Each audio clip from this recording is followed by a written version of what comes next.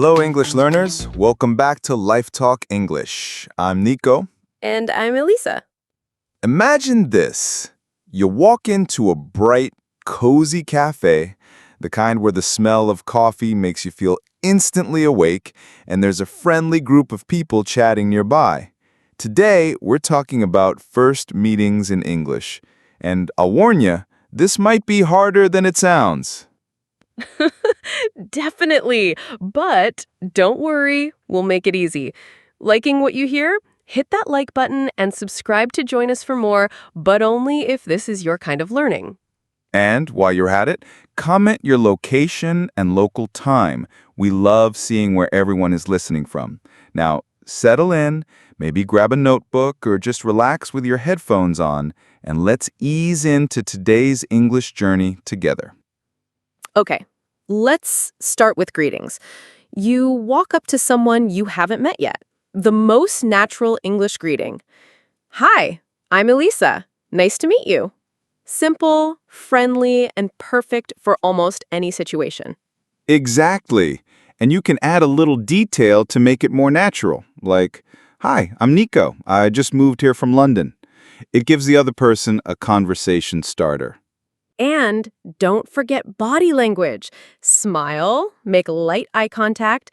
Even if you're shy, a small smile goes a long way. Then you can ask a friendly question. Something like, "How do you like this city so far?" Or, "Have you been to this cafe before?" And if they say, yes, I come here all the time, you can reply, oh, really? What's your favorite drink here? See, you're already making small talk. Perfect example. And here's a little tip. If you're nervous, repeat phrases quietly to yourself before you speak. It builds confidence. Let's practice. Imagine you meet someone at a park. I'll be the new person. Hi, I'm Elisa. Nice to meet you. "Hi, Lisa. I'm Nico. Nice to meet you too. Do you come here often?" Yes, I love the mornings. The park is so peaceful. How about you? "I just started coming last week. It's a great way to start the day." See, you've used greetings, small talk, and asked a question naturally, and you didn't even need complicated grammar. Another thing you can do is comment on something you both notice. For example, if it's raining lightly. "I didn't expect rain today, but it's kind of nice, isn't it?" That's true. Weather is always a safe topic, and it's a culturally polite in English to make light observations like that. Now, for a little cultural note. In English-speaking countries, people usually like short, friendly, small talk at first meetings. They don't expect you to share your life story right away. Yes, think bite-sized conversations. Ask, answer, smile, and then let the dialogue flow. You can always move to a longer topic once you feel comfortable. And if you need to politely excuse yourself, you can say, "It was really nice meeting you. I should get going, but I hope we meet again soon." Sounds formal, but friendly. And here's a tip. Always end first meetings on a positive note. People remember how you make them feel, not just what you said. Let's try a full mini role play. Imagine you're at a language exchange event. You meet someone new. Ready? Hi, I'm Elisa. Nice to meet you. "Hi, Lisa. I'm Nico. Nice to meet you too. Do you come here often?"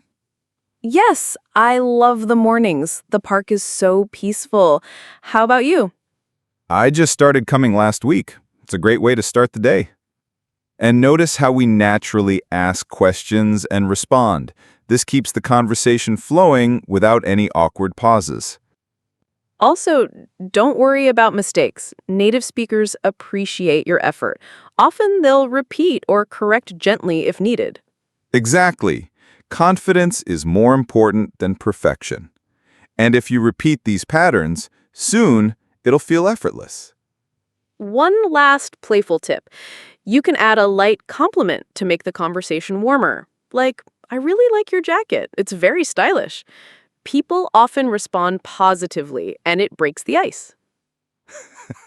And if they laugh, you've just created a friendly, relaxed vibe. Mission accomplished. So, to recap our first section, greet warmly, ask small questions, make light observations, and smile.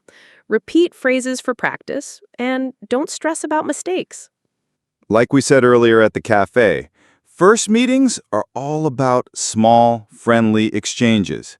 You're building connection one sentence at a time. And that's a wrap for today's first meeting practice.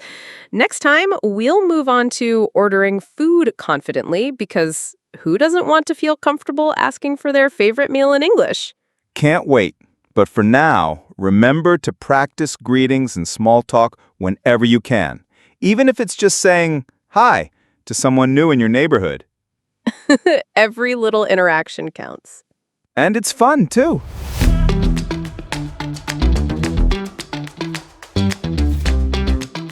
Welcome back.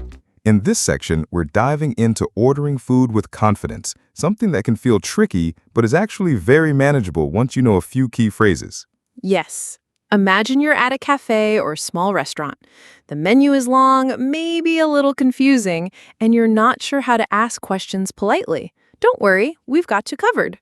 First, always start with a friendly greeting. Something simple like, "Hi, how are you today?" This sets a positive tone before you even mention your order. Exactly. Then you can ask about the menu. For example, could you tell me what today's special is? Or what do you recommend?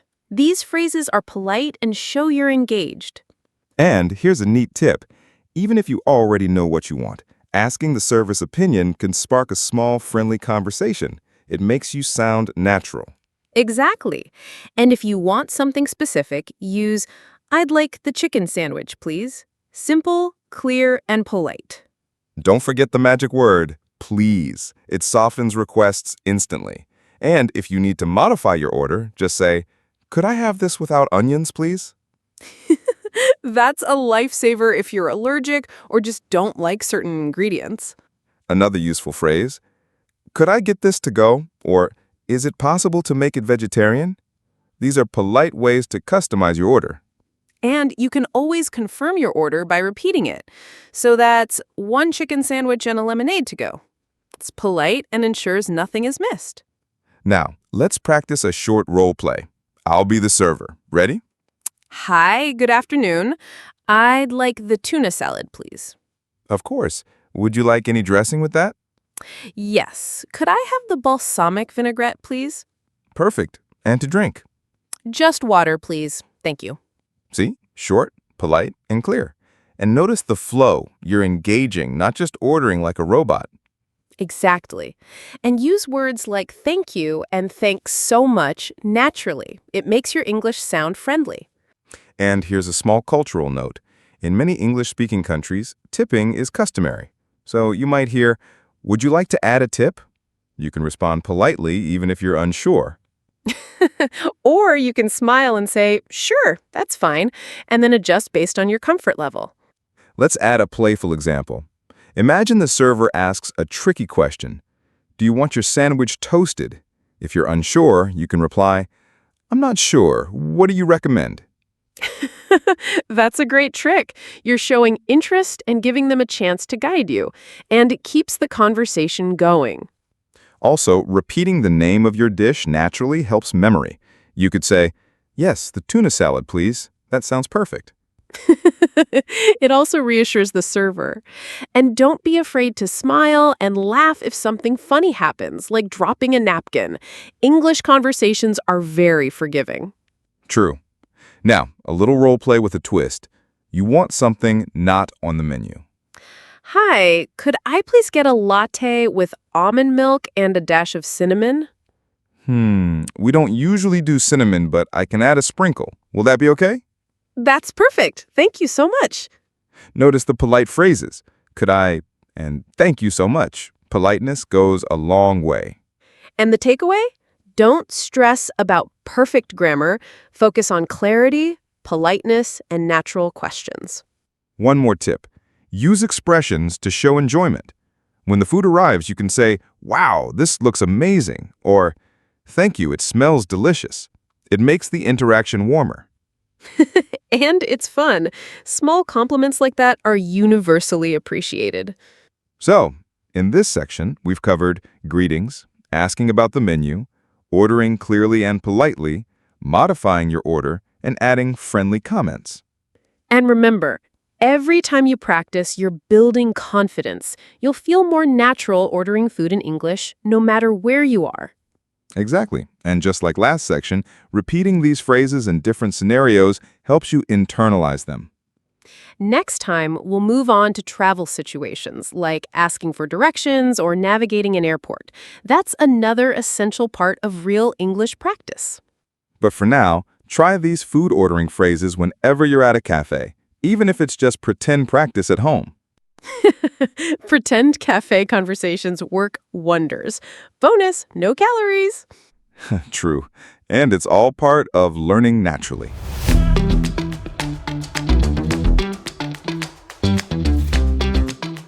Welcome back. In this section, we're stepping into travel situations. You know, those moments when you're asking for directions, navigating an airport, or figuring out public transport. Yes, travel English can feel intimidating at first, but with a few handy phrases, you'll move around confidently. Imagine you're at an airport, slightly tired, luggage in tow, and need help finding your gate. First, polite questions are your best friend. You can say, "Excuse me, could you tell me where gate 12 is?" Or, "Hi, I'm trying to find terminal B. Can you help me?" And don't worry about sounding perfect. Even a simple "where is gate 12" works. The key is being polite and clear. Exactly. Adding please softens your request and makes it sound natural. For example, "Could you please tell me how to get to the bus station?" And a little cultural note, people often respond with short directions, so don't panic if they say, "Go straight, then turn left." It's normal, and you can repeat back to confirm. Right. You can say, "So I go straight and then turn left."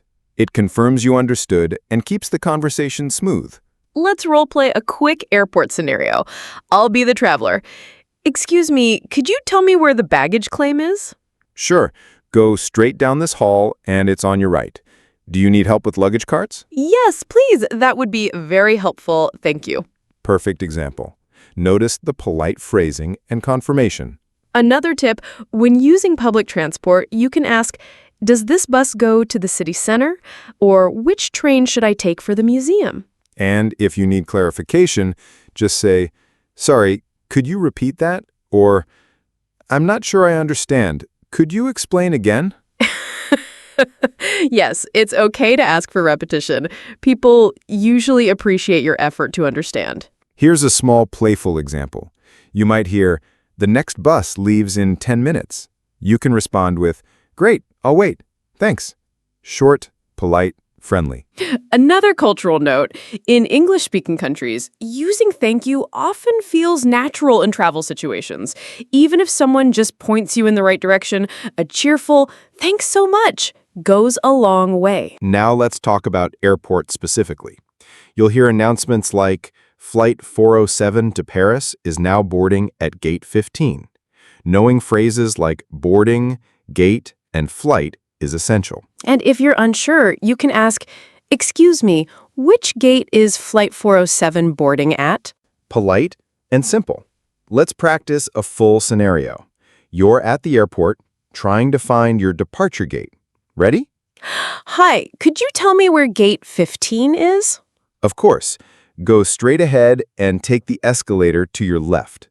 Gate 15 is just past the duty-free shop. "Thank you. And where can I find the restroom?" It's near gate 13 on your right. Enjoy your flight. See, even with 2 questions, you stay polite, clear, and friendly. Another small tip, repeat numbers or directions quietly to yourself while walking. Airports are busy, and repeating helps you remember. Also, using words like "excuse me" when passing people is very polite. It's simple but shows respect. And don't be afraid to ask for help multiple times if needed. People usually respond warmly, especially when they see you're genuinely trying to communicate. One last tip, using expressions of gratitude keeps the tone warm. Thanks so much for your help, or I really appreciate it, goes a long way. So, in this section, we've covered asking for directions, confirming information, polite repetition, and navigating airports and public transport. And remember, every time you use these phrases, you're building confidence and sounding more natural. Even short interactions count. Next time, we'll move into work and study situations, expressing opinions politely, and having small group discussions. But for now, practice asking directions or role-playing airport scenarios at home. Pretend you're carrying a suitcase and rushing for your flight. It makes it more fun and memorable. Kinda keel there. And that's a wrap for Travel English. Simple, polite, confident phrases will take you far.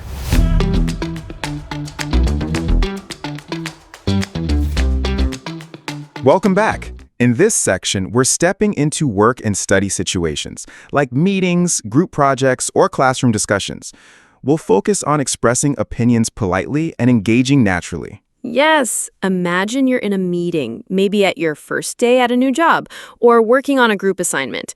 It can feel intimidating to speak up in English, but with a few friendly phrases, you'll handle it smoothly. Let's start with expressing opinions. You can say, I think, or, in my opinion. For example, I think we should focus on marketing first.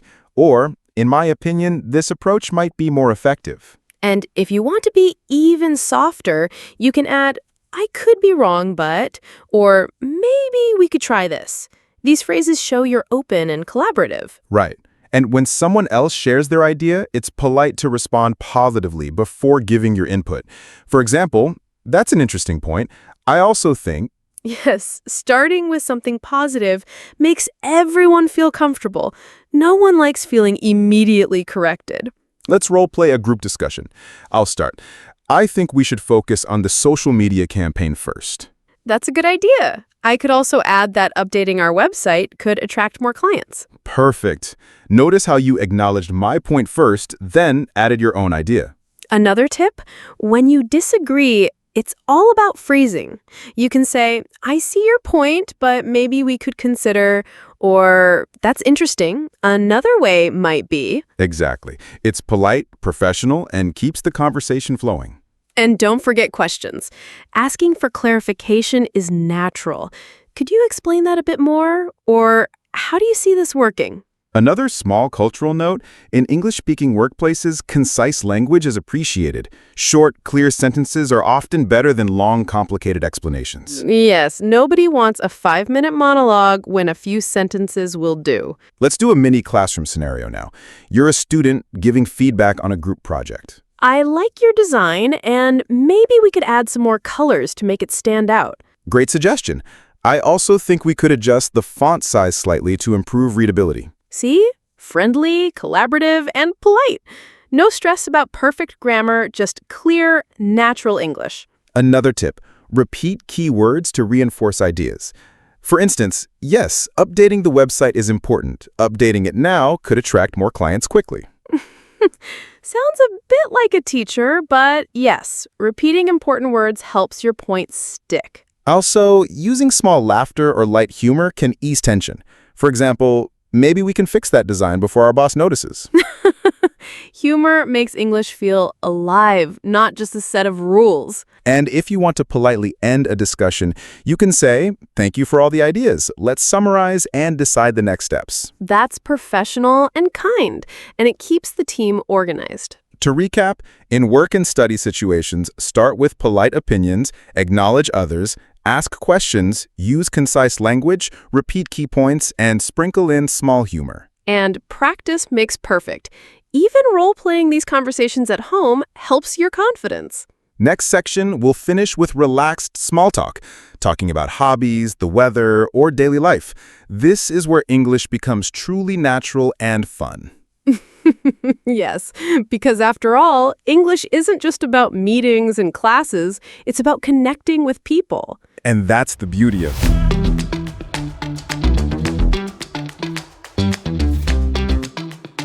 Welcome to our final section. Now we're diving into relaxed small talk, The kind of English that makes you sound natural with friends, neighbors, or new acquaintances. Yes. Imagine you're at a park, sitting on a bench, or walking your dog, and someone strikes up a casual conversation. Small talk can feel silly at first, but it's an essential part of fluency. Let's start with the classic topic, the weather. You can say, "Beautiful day today, isn't it?" Or, "Looks like it might rain later." Simple observations, easy to respond to. And the fun part? People often add personal touches. For example, "Yes, I love sunny mornings. It makes me feel energized." Then you can reply naturally with your own thoughts. Another common topic is hobbies.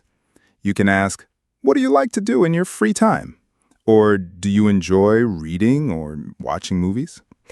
I love it. And if you're a bit playful, you can add, "I hope you don't say gardening. I can barely keep a cactus alive." Small jokes like this make conversations lively. Exactly. Humor is a friendly bridge.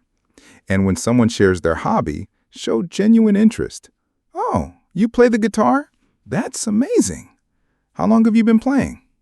Also, notice how repeating key words like guitar or playing makes your English sound natural and helps you remember new vocabulary.